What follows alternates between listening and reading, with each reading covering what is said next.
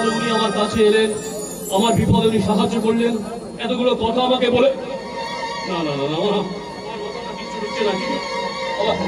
আমার যন্ত্রণা করছে কেন মাথার মধ্যে? আমার যন্ত্রণা হচ্ছে, আমার যন্ত্রণা মাথার মধ্যে। ওই যন্ত্রণাই তো জীবনটাকে শেষ করে দেবে অর্ণব রায়।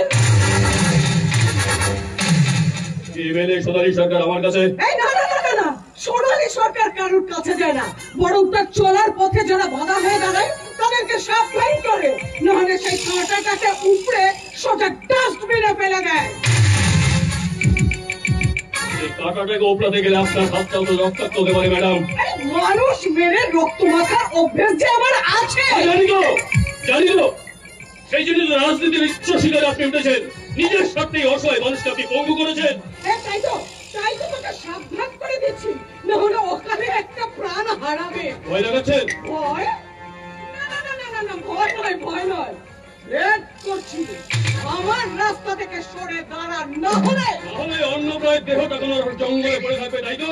ম্যাডাম, আপনার চরিত্রটা আমার কাছে জলের মতো পরিষ্কার। সেই জন্য তো বলছি, আমাকে জ্ঞান না দিয়ে আপনি আপনার রাজ্যটা কি করে সামলাবেন সেটা একবার ভাবুন।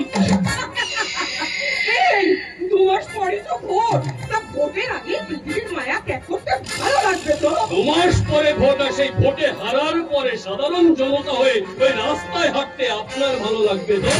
সোনালী সরকারকে হারাবার মতো ক্ষমতাবান মানুষের এখনো জন্মই হয়নি। আরে ম্যাডাম, এখনো লড়াকু নেতার সামনাসামনি হননি, তাই তোকে আমি লাস্ট ওয়ার্নিং দিলাম, থেমে যা, না হলে এর পরের বার যখন দেখা হবে সোজা হাসপাতালের বেডে। আপনারটা আপনি ভাবুন, এই অন্যটা নিজেরটা বুঝে নেবে। চলি।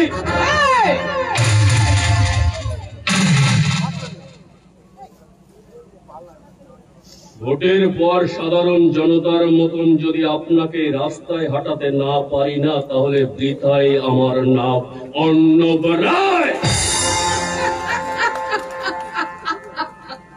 আরে তোকেও যদি আমি হুইল চেয়ারে বসে বৃন্দাবন দর্শন না করাতে পেরেছি, তাহলে আমার নামও সোনালী সরকার নয়।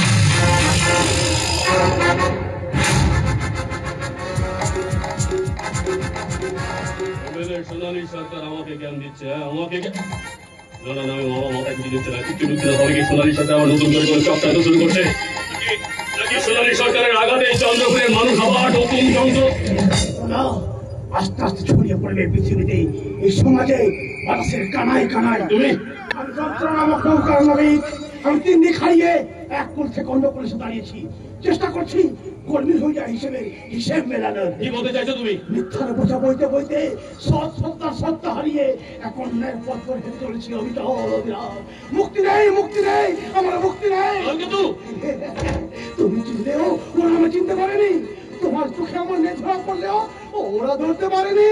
বাবা, তুমি কি বলতে চাও? পারবে না, পারবে না। ওরা ঠক, ওরা প্রবঞ্চক, ওরা মিথ্যাবাদী, হিংস্র, ওরা এক একটা পঞ্জাবের চামড়াধারী সরকার ভেদ ধরে মিথ্যার পাপে রাজত্ব কায়েম করতে চায়। আরে বাবা, আমি তোমার কথা কিচ্ছু বুঝতে পারছি না। তুমি কেন রেখেছো নিজেকে এই ধোঁয়াশার মধ্যে? আর অন্ধকারটা এতই কালো যে সত্যের ওটা ঢুকতেই পারছে না গো। কিন্তু হবে, হবে, সমাধান হবে। ওই দেখো প্রলয় আসছে, মহাপ্রলয়।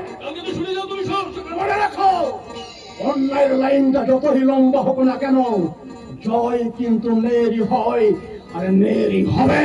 তুমি আমার সফল কেষ্ট এসে গেছে।